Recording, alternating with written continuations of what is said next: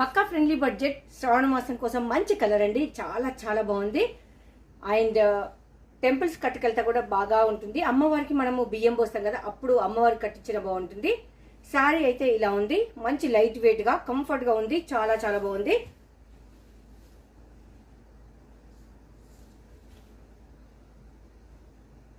పళ్ళు